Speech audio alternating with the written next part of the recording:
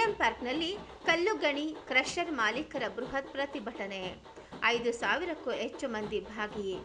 2 ಕಡೆ ರಾಜಧನ ಸಂಗ್ರಹ ರದ್ದು ಸೇರಿ ಎಲ್ಲ ಬೇಡಿಕೆಗಳಿಗೆ ಪರಿಹಾರ ದೊರಕಿಸಿಕೊಡಲು ಸೂಕ್ತ ಕ್ರಮ. ಸಚಿವ ಎಸ್ ಮಲ್ಲಿಕಾರ್ಜುನ್. ಕಲ್ಲುಗಣಿ ಮತ್ತು ಕ್ರಷರ್ ಮಾಲೀಕರಿಂದ 2 ಕಡೆ ರಾಜಧನ ವಸೂಲಿ ಮಾಡುವುದನ್ನು ಕೂಡಲೇ ಸ್ಥಗಿತಗೊಳಿಸುವುದು ಸೇರಿದಂತೆ ವಿವಿಧ ಬೇಡಿಕೆಗಳನ್ನು ಈಡೇರಿಸುವಂತೆ ಹಾಗೂ ದ್ವಂದ್ವ ನೀತಿಯನ್ನು ಕೈಬಿಡುವಂತೆ ಸರ್ಕಾರವನ್ನು ಒತ್ತಾಯಿಸಿ ಕರ್ನಾಟಕ ರಾಜ್ಯ ಕಲ್ಲುಗಣಿ ಮತ್ತು ಕ್ರಷರ್ ಮಾಲೀಕರ ಒಕ್ಕೂಟದ ನೇತೃತ್ವದಲ್ಲಿ ನಗರದ ಫ್ರೀಡಂ ಪಾರ್ಕ್ನಲ್ಲಿ ಬೃಹತ್ ಪ್ರತಿಭಟನೆ ನಡೆಯಿತು. ರಾಜ್ಯಾದ್ಯಂತ 5,000ಕ್ಕೂ ಹೆಚ್ಚು ಕಲ್ಲುಗಣಿ ಮತ್ತು ಕ್ರಷರ್ ಮಾಲೀಕರು, ಕಾರ್ಮಿಕರು ಹಾಗೂ ಉದ್ಯಮದ ಪ್ರತಿನಿಧಿಗಳು ಪ್ರತಿಭಟನೆಯಲ್ಲಿ ಭಾಗವಹಿಸಿ ಸರ್ಕಾರದ ವಿರುದ್ಧ ಆಕ್ರೋಶ ವ್ಯಕ್ತಪಡಿಸಿದರು. ಮಾಜಿ ಉಪಮುಖ್ಯಮಂತ್ರಿ ಡಾಕ್ಟರ್ ಸಿ.ಎನ್. ಅಶ್ವಥ್ ನಾರಾಯಣ್, ಮಾಜಿ ಸಚಿವ ಗೋಪಾಲಯ್ಯ, ಕಾಂಗ್ರೆಸ್ ಶಾಸಕರಾದ ಐವಾನ್ ಡಿಸೋಜಾ ಸೇರಿದಂತೆ ಪ್ರತಿಭಟನಾಕಾರರಿಂದ ಮನವಿ ಸ್ವೀಕರಿಸಿ ಮಾತನಾಡಿದ ಗಣಿ ಮತ್ತು ಭೂವಿಜ್ಞಾನ ಸಚಿವ ಎಸ್ ಮಲ್ಲಿಕಾರ್ಜುನ್, 2 ಕಡೆ ರಾಜಧನ ಸಂಗ್ರಹಿಸುತ್ತಿರುವ ಬಗ್ಗೆ ಚರ್ಚಿಸಿ ಸೂಕ್ತ ನಿರ್ಧರಿಸುತ್ತೇವೆ. ಸರ್ಕಾರ ಮತ್ತು ಒಕ್ಕೂಟದ ನಡುವೆ ಕೂಡ ಕೊಳ್ಳುವಿಕೆ ನೀತಿ ಅಗತ್ಯ. ಇಲ್ಲಿ ಸರ್ಕಾರದ್ದೇನೂ ತಪ್ಪಿಲ್ಲ. ಲೋಪದೋಷಗಳಿಂದ ಕಾರ್ಮಿಕರಿಗೆ ತೊಂದರೆಯಾಗಬಾರದು. ಎಲ್ಲರೂ ಸೇರಿ ಕೂಲಂಕುಷವಾಗಿ ಪರಿಶೀಲಿಸಿ ಸರ್ಕಾರ ಮತ್ತು ಒಕ್ಕೂಟಕ್ಕೆ ಅನ್ಯಾಯವಾಗದಂತೆ ಸೂಕ್ತ ನಿರ್ಧಾರ ತೆಗೆದುಕೊಳ್ಳೋಣ. ಮಾಲೀಕರಿಗೆ 2ನೇ ಬಾರಿಗೆ ನೀಡಿರುವ ನೋಟಿಸ್ ಬಗ್ಗೆ ಇಲಾಖಾ ಕಾರ್ಯದರ್ಶಿಗಳು, ಮುಖ್ಯ ಕಾರ್ಯದರ್ಶಿಗಳ ಜೊತೆ ಚರ್ಚಿಸುತ್ತೇನೆ ಎಂದರು. ಹಿಂದಿನ ಸರ್ಕಾರ ಕಲ್ಲುಗಣಿ ವಲಯಕ್ಕೆ 5 ಪಟ್ಟು ತೆರಿಗೆ ವಿಧಿಸಿತ್ತು. ಆದರೆ ನಮ್ಮ ಸರ್ಕಾರ ಸಮಿತಿ ರಚಿಸಿ ತೆರಿಗೆ ಕಡಿಮೆ ಮಾಡಿದ್ದೇವೆ. ಸಮಸ್ಯೆಗಳನ್ನು ಬಗೆಹರಿಸಲು ತಮ್ಮ ಸಂಪೂರ್ಣ ಸಹಕಾರವಿದೆ. ಮುಖ್ಯಮಂತ್ರಿ ಡಿ.ಕೆ. ಶಿವಕುಮಾರ್ ಅವರ ಜೊತೆ ಚರ್ಚಿಸುತ್ತೇನೆ. ಎಲ್ಲ ಸಮಸ್ಯೆಗಳಿಗೆ ಒಂದೇ ಬಾರಿಗೆ ಪರಿಹಾರ ಹುಡುಕಲು ಸರ್ಕಾರ ಬದ್ಧವಾಗಿದೆ. ಎಲ್ಲ ಕೆಲಸ ಕಾರ್ಯಗಳು ಕಡಿಮೆಯಾಗಿವೆ. ಮಾರಾಟ ತಗ್ಗಿದೆ. ಕಲ್ಲು ಗಣಿಗಾರಿಕೆ ಮೇಲೆ ಸಾಕಷ್ಟು ಮಂದಿ ಅವಲಂಬಿತರಾಗಿದ್ದಾರೆ. ನಿಮಗೆ ನೀಡಿರುವ ನೋಟಿಸ್ ಹಿಂಪಡೆಯುವ ಕುರಿತಂತೆ ಚರ್ಚಿಸುತ್ತೇನೆ ಎಂದು ಸಚಿವ ಎಸ್ ಮಲ್ಲಿಕಾರ್ಜುನ್ ಹೇಳಿದರು. ಕರ್ನಾಟಕ ರಾಜ್ಯ ಕಲ್ಲುಗಣಿ ಮತ್ತು ಕ್ರಷರ್ ಮಾಲೀಕರ ಒಕ್ಕೂಟದ ಅಧ್ಯಕ್ಷ ಡಿ. ಸಿದ್ದರಾಜು ಮಾತನಾಡಿ, ಕಾನೂನುಬದ್ಧವಾಗಿ ಕಾರ್ಯನಿರ್ವಹಿಸುತ್ತಿರುವ ಕಲ್ಲುಗಣಿ ಮತ್ತು ಕ್ರಷರ್ ಉದ್ಯಮದ ಮೇಲೆ 2 ಕಡೆ ರಾಜಧನ ವಸೂಲಿ ಮಾಡುತ್ತಿರುವುದು ಸಂಪೂರ್ಣ ಅನ್ಯಾಯವಾಗಿದೆ.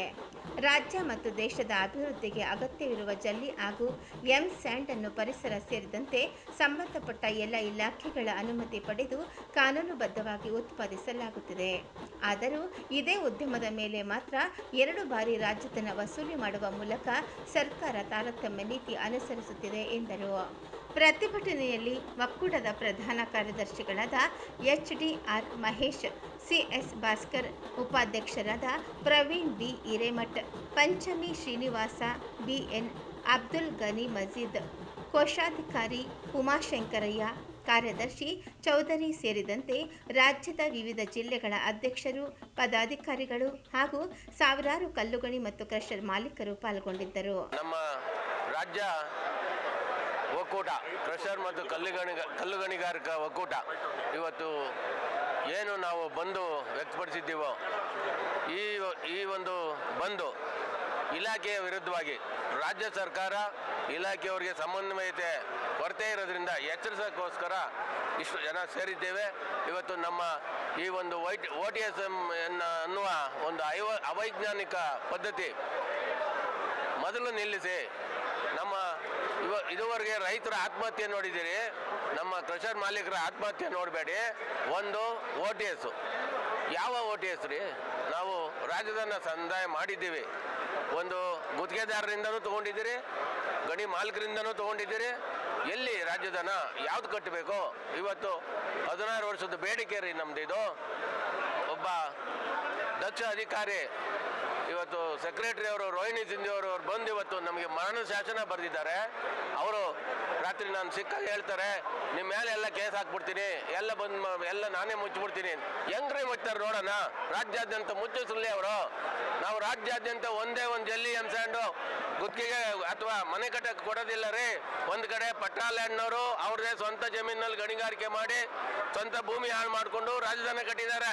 ಇನ್ನೊಂದು ಕಡೆ ಸರ್ಕಾರಿ ಜಾಗದಲ್ಲಿ ನಾವು ರಾಜಧಾನ ತುಂಬಿಸಿದ್ದೀವಿ.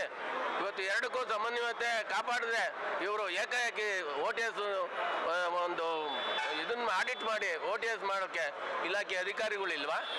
ಯಾವುದೋ ಒಂದು ಏಜೆನ್ಸಿ ಸಂಸ್ಥೆ ಕೊಡಬೇಕಾ? ಇದೆಲ್ಲ ಯಾವ ಹುನ್ನಾರ? ನಮ್ಮನ್ನು ಅಕ್ಲೆಬಸ್ತಾ ಇದ್ದೀರಾ? 40 ಲಕ್ಷ ಜನ ಇವತ್ತು ಈ ಒಂದು ಉದ್ಯಮನ ಅವಲಂಬಿತರು. ನಮ್ಮದು ಒಂದು ಸರ್ವಿಸ್ ಇದೆ, ಕೊಡುಗೆ ಇದೆ. ಆದ್ದರಿಂದ ತಮ್ಮ ಮೂಲಕ ಸರ್ಕಾರಕ್ಕೆ, ಇಲಾಖೆ ಅಧಿಕಾರಿಗಳಿಗೆ ಎಚ್ಚರಿಸ್ತಾ ಇದ್ದೇನೆ. ಈ ಕೂಡಲೇ ನೀವೇನಾದರೂ ನಮ್ಮನ್ನು ಕರೆದು ಮಾತುಕತೆ ಆಡಿ ಎಲ್ಲ ಮನ್ನಾ ಮಾಡದೆ ಹೋದರೆ ನಾವು ರಾಜ್ಯಾದ್ಯಂತ ಬಂದ್ ಮಾಡೋಕ್ಕೆ ನಾವು ಕರ್ನಾಟಕ ಸ್ಟೋನ್ ಕ್ರಷರ್ ಮತ್ತು ಕ್ವಾರಿ ಮಾಲೀಕರ ಒಕ್ಕೂಟದಿಂದ ಮಾತಾಡ್ತಿದ್ದೇನೆ. ನನ್ನ ಹೆಸರು ಮಹೇಶ್ ಅಂತ. ನಾನು ಜನರಲ್ ಸೆಕ್ರೆಟರಿ, ಪ್ರಧಾನ ಕಾರ್ಯದರ್ಶಿ ಹಾಗೂ ಹಾಸನ ಜಿಲ್ಲೆಯ ಸ್ಟೋನ್ ಕ್ರಷರ್ ಕ್ವಾರಿ ಮಾಲೀಕರ ಸಂಘದ ಕಾರ್ಯದರ್ಶಿಯಾಗಿ ಮಾತಾಡ್ತಾ ಇದ್ದೇನೆ. ಇವತ್ತು ನಾವಿಲ್ಲಿ ಸೇರಿರುವಂಥ ಒಂದು ಮುಖ್ಯವಾದ ಒಂದು ಸಮಸ್ಯೆ ಅಂದರೆ OTS, ಒನ್ ಟೈಮ್ ಸೆಟಲ್ಮೆಂಟ್ ಅಂತ ಈ ನಮ್ಮ ಸರ್ಕಾರದಿಂದ ಆದೇಶ ಮಾಡಿದ್ದಾರೆ, ನೋಟಿಫಿಕೇಷನು. ನಾವೀಗಾಗಲೇ ಸಾಕಷ್ಟು ನೊಂದಿದ್ದೇವೆ. ಶಿವಮೊಗ್ಗದಲ್ಲಿರುವಂಥ ಒಬ್ಬ ಕ್ರಷರ್ ಮಾಲೀಕರು ಆಗಲೇ ನೇಣು ಬಿಗಿದು ತೀರೋಗಿರ್ತಾರೆ. ಇದೇ ಒಂದು ಸಂಬಂಧ. ಈ ನೋಟಿಸು ನಮಗೆ ಏನು ಮಾಡ್ತಿದ್ದಾರೆ ಅಂತಂದರೆ, ನಮ್ಮದೆಲ್ಲ ಒಂದು 15, 20, 30 ವರ್ಷದ ಹಳೆ ಕ್ರಷರ್ ಕ್ವಾರಿಗಳು. ಆಗ ರಾಯಲ್ಟಿ 3 ರೂಪಾಯಿ ಇತ್ತು. 1994ರಲ್ಲಿ 3 ರೂಪಾಯಿ 4 ರೂಪಾಯಿ ಇದ್ದಿದ್ದು ರಾಯಲ್ಟಿ ಇವತ್ತು 80 ರೂಪಾಯಿ ಆಗಿದೆ. ಆವತ್ತಿನ ಕಾಲದಲ್ಲಿ ಅಸೆಸ್ಮೆಂಟ್ ಮಾಡಿ ಆಲ್ರೆಡಿ ದಂಡ ಹಾಕಿ ಆಗಿದೆ, ಅದು ಕಟ್ಟು ಆಗಿದೆ. ಈಗ ಅದನ್ನು OTS ಅಂತ ಒಂದು ಹೊಸ ಸ್ಕೀಮ್ ಇಂಟ್ರೊಡ್ಯೂಸ್ ಮಾಡಿ ಡ್ರೋನ್ ಡಿಜಿಟಲೀಕರಣದಲ್ಲಿ ಡ್ರೋನ್ ಆರಿಸಿ ನಮ್ಮ ಏನು ಪಿಟ್ ಮೆಷರ್ಮೆಂಟ್ ಮಾಡಿ ನಮ್ಮ ಅದೇ 15, 20, 30 ವರ್ಷ ಹಳೆ ಕ್ವಾರಿನ ಪಿಟ್ ಅಸೆಸ್ಮೆಂಟ್ ಮಾಡಿ ಇವತ್ತು ದಂಡ ಬರೆದಿದ್ದಾರೆ. ಅವತ್ತಿರೋ 3 ರೂಪಾಯಿ ಇದ್ದಿದ್ದು ರಾಯಲ್ಟಿ ಒಂದು ಟನ್ನಿಗೆ ಇವತ್ತು 80 ರೂಪಾಯಿ ಆಗಿದೆ. 80 ರೂಪಾಯಿ ಲೆಕ್ಕದಲ್ಲಿ ಇವತ್ತು ಕೋಟಿಗಟ್ಟಲೆ ನಮಗೆಲ್ಲರಿಗೂ ದಂಡ ಬರೆದಿದ್ದಾರೆ.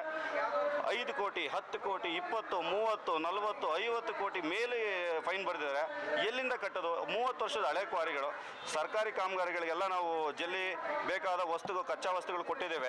ಇವತ್ತು ಹೊಸ ಟೆಕ್ನಾಲಜಿ ಬಂತು ಅಂತ ಅಸೆಸ್ಮೆಂಟ್ ಮಾಡಿ ಇವತ್ತು ನಮಗೆ ಪೆನಾಲ್ಟಿ ಕೋಟಿಗಟ್ಟಲೆ ಬರೆದ್ರೆ ನಾವು ನೇಣಾಕಿ ಇಲ್ಲ ವಿಷ ಕೊಡು ಸಾಯೋದು ಬಿಟ್ಟರೆ ಬೇರೆ ಏನೇನು ನಮ್ಗೆ ಉಳಿದಿಲ್ಲ ಅನ್ನೋದು ಈ ಎಲ್ಲ ನಮ್ಮ ಮಾಧ್ಯಮ ಮಿತ್ರರಿಗೆ ಹೇಳ್ತಾ ಇದ್ದೇನೆ.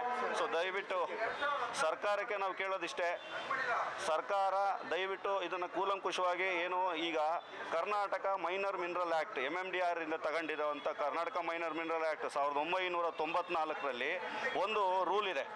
ಅದೇನು ಇವತ್ತಿಗೂ ಯಾರು ಅದನ್ನೇನು ಇಂಪ್ಲಿಮೆಂಟ್ ಮಾಡಿಲ್ಲ. ಕೇಳ್ತಾ ಇರೋ ಸರ್ಕಾರಕ್ಕೆ ಏನು ರೂಲ್ಸಲ್ಲಿ ಏನಿದೆ, 1 ಹೆಕ್ಟೇರು ಅಂದರೆ 2.5 ಎಕರೆಗೆ ಮ್ಯಾಕ್ಸಿಮಮ್ ಪೆನಾಲ್ಟಿ 5 ಲಕ್ಷ ಅಂತ ಮಾಡಿದ್ದಾರೆ. ಸೊ ಹಾಗಾಗಿ ನಾನು ಕೇಳ್ತಾ ಇರೋದು ಮಾಧ್ಯಮ ಮಿತ್ರರಿಗೆ, ಸರ್ಕಾರಕ್ಕೆ ಹೇಳಬೇಕಾಗಿರೋದು ಇಷ್ಟೇ, ದಯವಿಟ್ಟು ಆ ರೂಲನ್ನು ಅಪ್ಲೈ ಮಾಡಿ ನಮ್ಮದೇನು ಬೇಸ್ ಲೆವೆಲ್ ಇವತ್ತೇನು ಬಾಟಮ್ ಲೆವೆಲ್ ಏನಿದೆ ಅದನ್ನು ಫ್ರೀಸ್ ಮಾಡಿ ಮುಂದಿನ ಕಾರ್ಯಕ್ರಮ ಡ್ರೋನ್ ಮಾಡಲಿ, ಮತ್ತೊಂದು ಮಾಡಲಿ, ಮಗದೊಂದು ಮಾಡಲಿ. ಬಟ್ ಈಗ ಆಲ್ರೆಡಿ ತೆಗೆದಿರೋ ಪಿಟ್ಟಿಗೆ, ಅಸೆಸ್ಮೆಂಟ್ ಆಗಿರೋವಂಥ ಒಂದು ಪಿಟ್ಟಿಗೆ ಕೋಟಿಗಟ್ಟಲೆ ನೀವು ದಂಡ ಬರೆದ್ರೆ ನಾವು ಕಟ್ಟೋದು ಹೇಗೆ?